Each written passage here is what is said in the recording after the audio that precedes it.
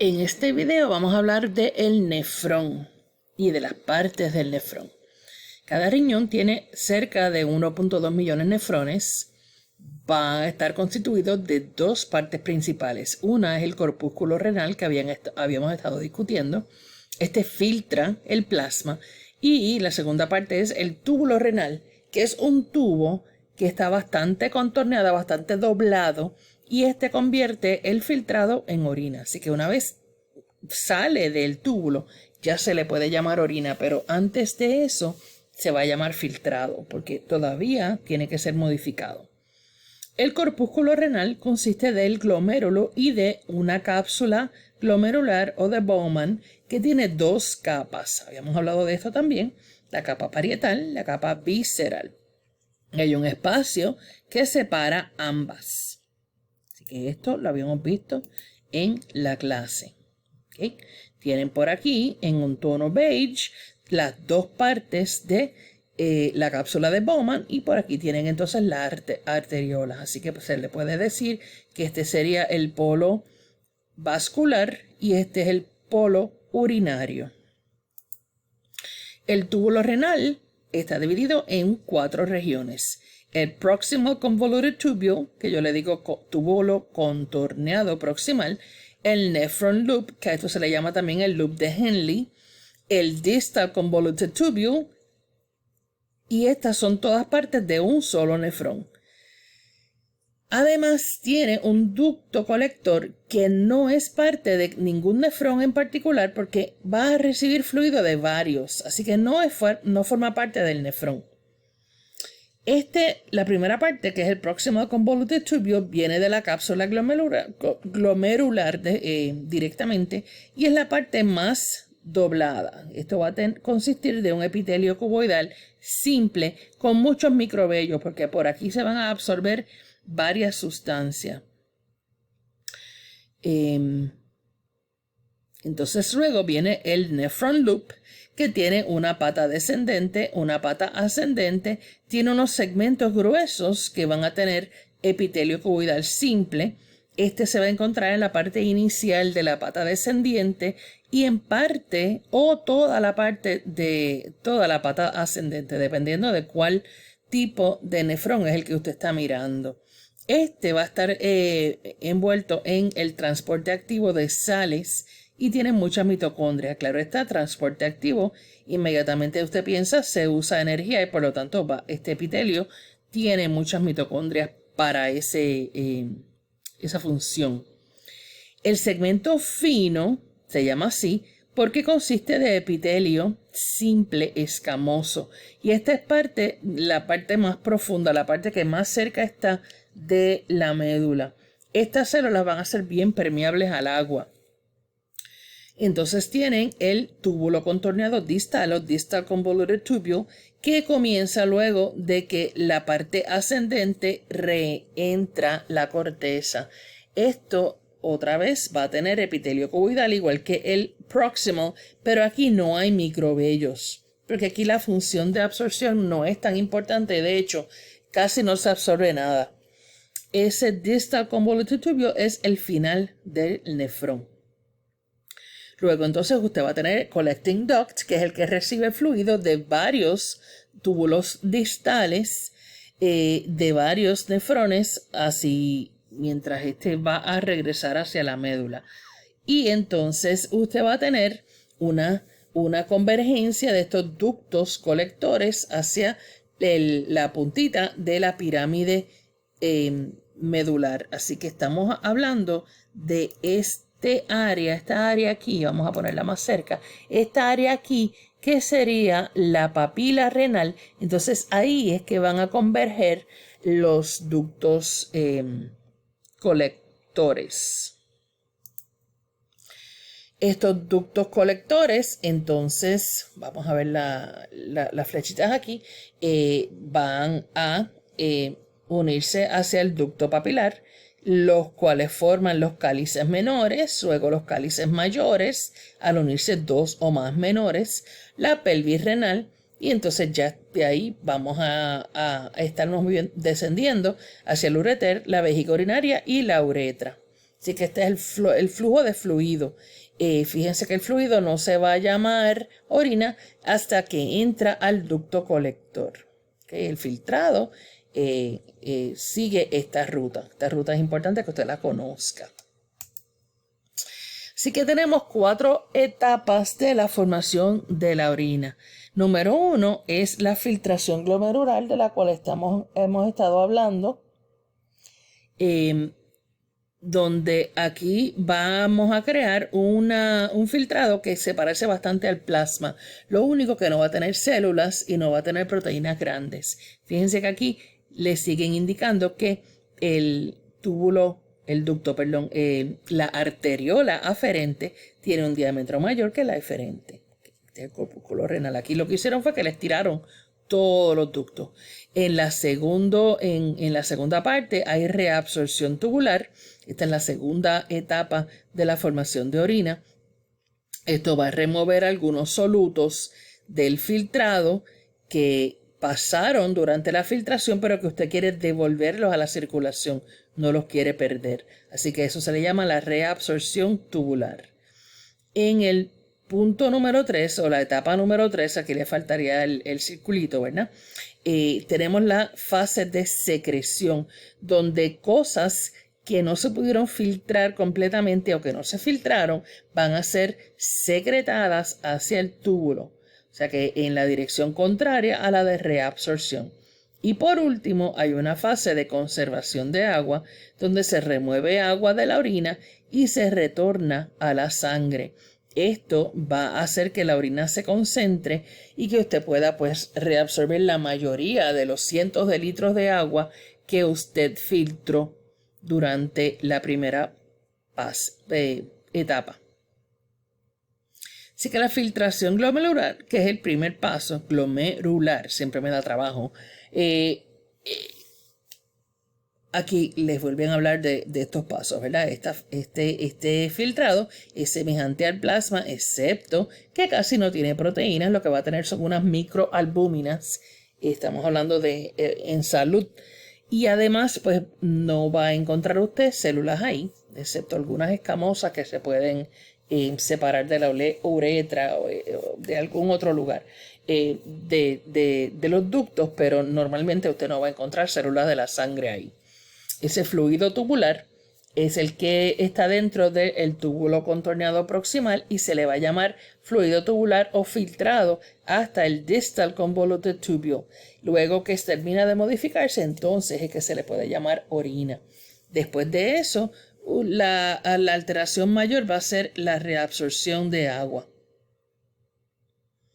Así que esta es la estructura del glomérulo, la habíamos visto anteriormente. Las células de la parte donde está la membrana de filtración se llaman los podocitos y las extensiones del citoplasma se llaman pedicelos, que son estos piecitos que entonces forman esta membrana de filtración. Esto es una imagen de microscopía electrónica de rastreo, scanning, y esta es de transmisión.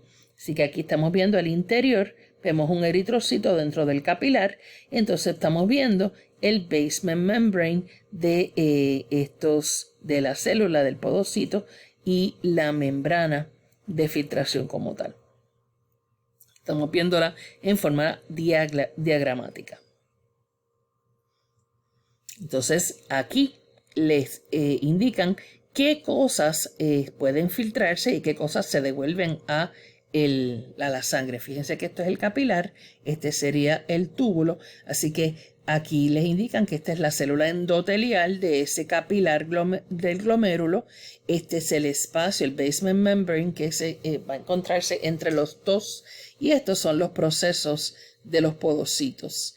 ¿Qué cosa no pasa por esta membrana? Esta membrana tiene un diámetro de 8 nanómetros, así que cualquier cosa que sea mayor que eso no va a pasar por ese espacio, incluyendo las células de la sangre, proteínas plasmáticas, aniones grandes y algunas minerales y hormonas que están unidos a proteína porque viajan de esa forma en su sangre.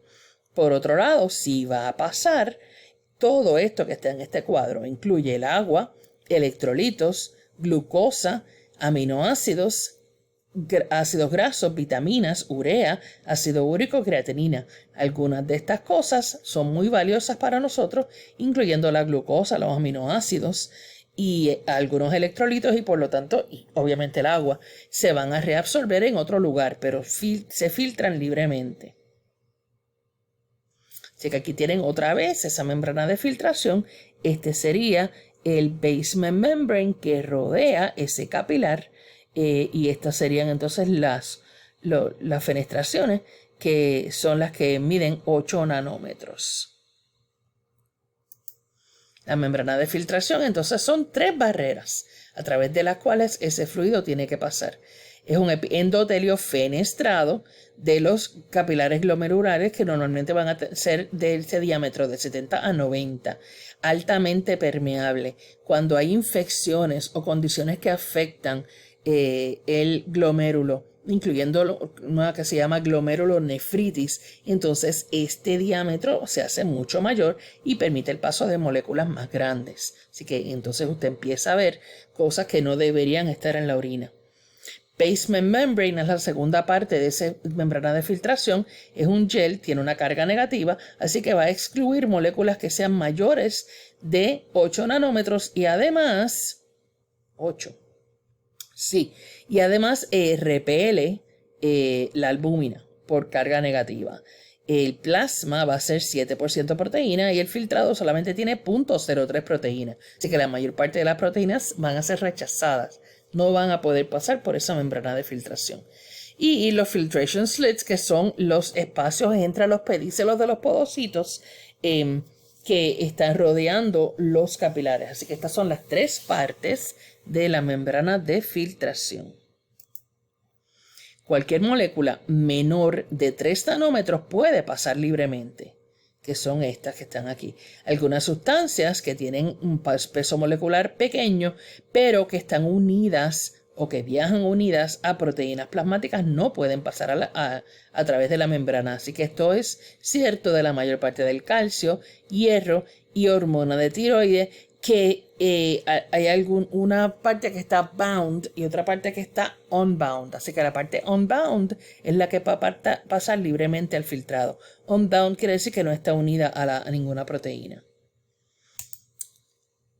La presión de la filtración del filtrado, o sea, del proceso de filtración, depende de la presión de la sangre o la presión hidrostática, que va a ser mayor en estos capilares del glomérulo comparado con otros capilares. Es que depende de esa presión para que usted pueda filtrar. Así que aquí volvemos con el fenómeno anatómico, que el diámetro de la arteriola aferente es mayor que el de la eferente y por lo tanto pues se crea esta presión hidrostática que es necesaria para la filtración. También existe lo que se llama una fuerza que depende de la presencia de proteínas en la sangre. Eso se le llama colloid osmotic pressure y esta es semejante a la de otras partes en la sangre. O sea, no va a cambiar. Así que esa presión de filtrado pues, va a depender de los 18 mírala aquí, de la presión hidrostática, ¿ok? Que es una fuerza que ayuda a mover el fluido en la dirección del capilar hacia afuera, ¿ok?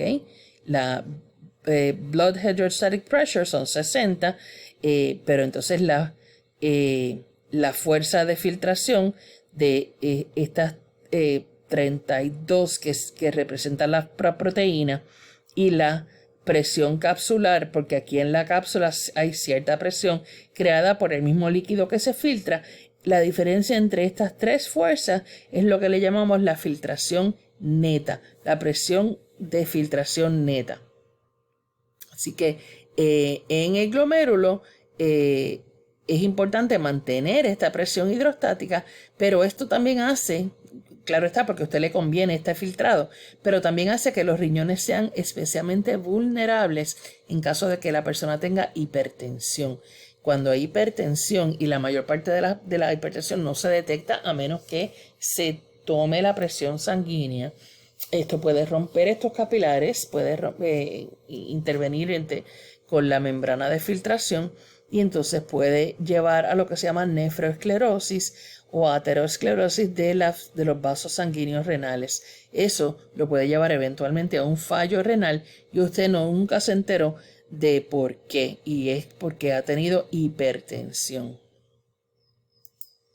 Y que la tasa de filtración glomerular va a depender de la cantidad de filtrado que se forma por minuto. Aquí estamos combinando los dos riñones y depende de la filtración neta y del coeficiente de filtración. Este coeficiente va a depender de la permeabilidad y el área de superficie de la barrera de filtración. Así que esto no va a cambiar.